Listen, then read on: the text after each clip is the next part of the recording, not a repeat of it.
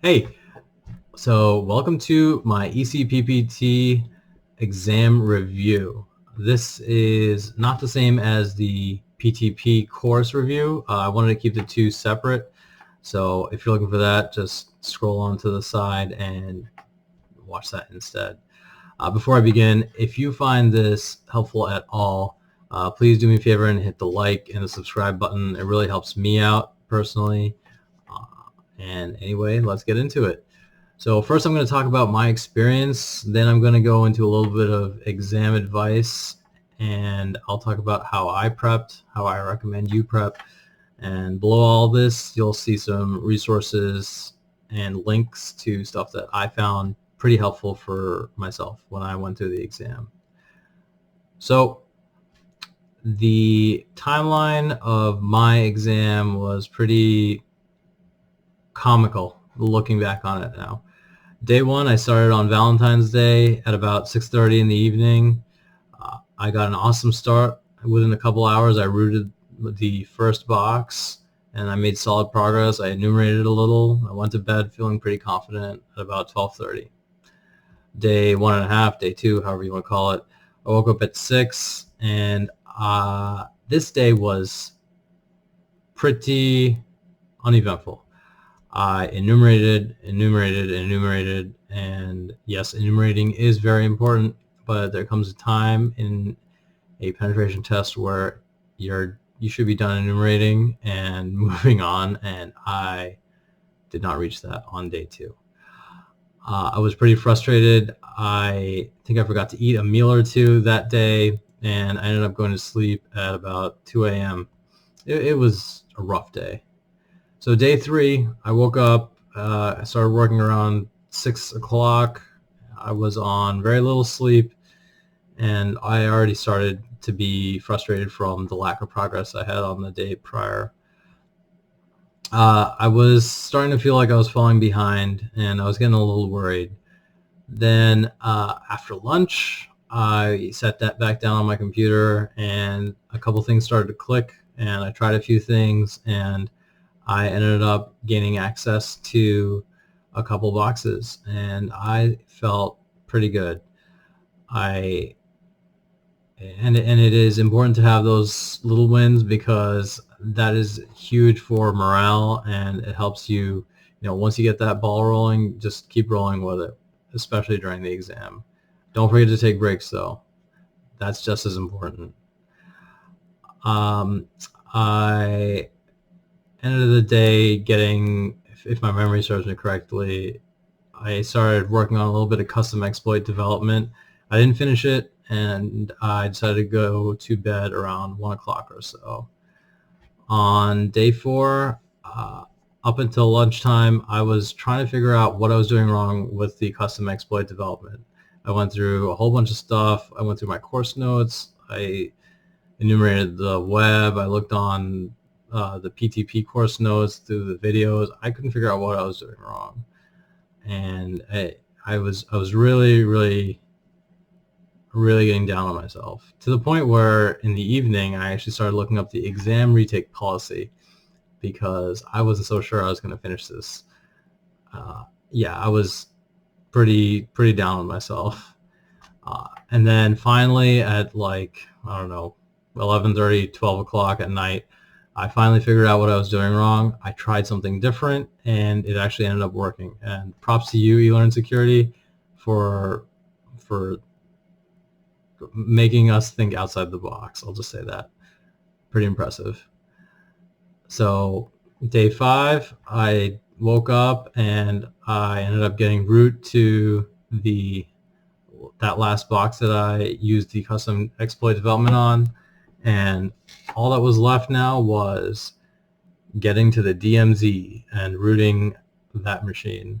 So at about 1 o'clock or so in the afternoon, I ended up getting access and rooting the DMZ, and I was done. So 4.5 days, however you want to calculate it, I was finally done, and it felt really good, really good. So now I'll talk a little bit about exam advice for those of you that are going to be taking it soon. If this is your next step after taking the eJPT, just beware, because I did not realize until I got into the exam setting that this is way more difficult than the eJPT. I mean, this exam is validating your ability to, at a professional level, perform a full-scale red team engagement and be able to present your findings to C-level executives. So this is not like the eJPT where they're introducing you to concepts, trying to see if you can execute the proper methodology and be able to use tools and on a practical basis in order to complete the exam. This exam is the real deal. So keep that in mind.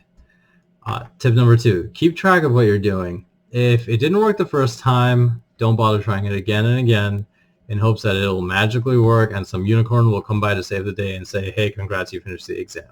It's not going to work like that. I wish I could tell myself that looking back. I wasted a lot of time doing this. See if you can get off work.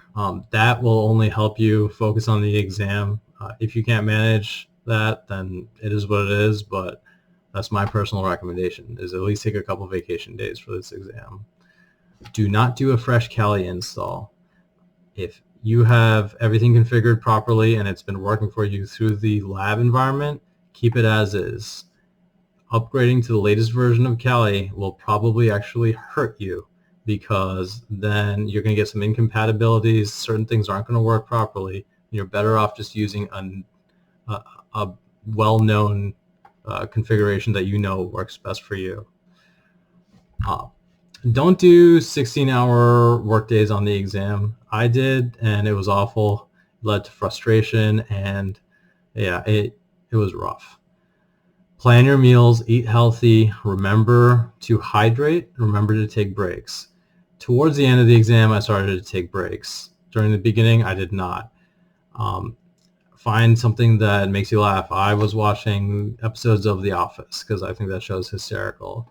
And that helps break up the monotony, and it really helps you kind of give your brain a break, because you will need to give your brain a break during this exam, I promise. And you have plenty of time. Don't detract from stuff that you do regularly. Like if you go to the gym every day, or if you go out for a walk every day, make sure you do that kind of stuff. It's important that you not detract from that, because then you'll be able to digest the information that is presented to you in the exam a little better. When you write your pen test report, remember who you are presenting to. You're not presenting to the people who are grading your exam. They're gonna grade your exam based on you being able to present your report to C-level executives, and those executives aren't going to care about what kind of encoding that you used over some payload. Like, they really care about what vulnerabilities you found, the impact it's going to have on their business, high-level stuff. So think of it that way. And don't forget, think outside the box. There's more than one way to solve all the problems that are presented to you. So keep that in mind. If one thing doesn't work, don't overcomplicate things. Try it a different way. See if you can poke around and figure out some flaws in systems that are presented to you. I promise it'll help. How I prepped. So I prepped for this exam the same way I did the eJPT. I did the labs about 5 times a piece. I think I did about 40 hours of lab time. And I must have read through the labs at least 10 times a piece. And I took notes on literally everything. All the labs, all the videos, all the notes, everything. And how I recommend you prep. Don't overdo it like I did. I'd say maybe do the labs a maximum of 3 times, because at a certain point, you're just going to not remember a whole bunch of stuff. And it's going to be like you're going to stop retaining information and you're going to start unlearning some stuff. And you don't ever want to get to that point. Know your pivoting. Practice this if you can. One of the best things that this exam does is actually simulate a real-life penetration test. So it's not like other exams where you get, points or for rooting boxes, or it's not like Hack the Box where, you just try to get to root, submit the flag, rinse and repeat. This is all about being able to assess vulnerabilities and getting from point A to point B to point C all through a network. So get out of the get root mentality. Make sure you know all the concepts. System security is very important.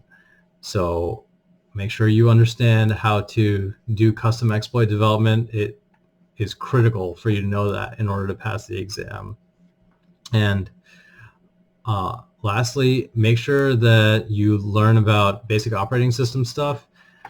For me, that was a big challenge, I should say, but it's nothing that you can't figure out during exam time just by doing some Google searches. So with all that being said, the last piece of advice, while you're preparing, make a exam schedule and stick to it. Don't and I say that because it's important for you to hold yourself accountable. So what I did was I went on Google Calendar and I said, hey, on this day I'm going to do this module and I'm going to do this lab. And I was able to do that, and if I fell behind one day, I made sure to make it up the next day. I read it online somewhere where someone was prepping for this exam for, I think it was like 8 months or something, and that is totally unnecessary. I don't come from an IT background, and I was able to do it in 1.5 months just by being disciplined and by working hard at it and by sticking to the calendar that I made. And I promise, if I can do it, you can definitely do it. I wish you the best of luck. If you have any questions, please comment below. Again, if you like this video, please hit like and subscribe, or feel free to visit my website and you can ask me questions there. I'll talk to you guys soon.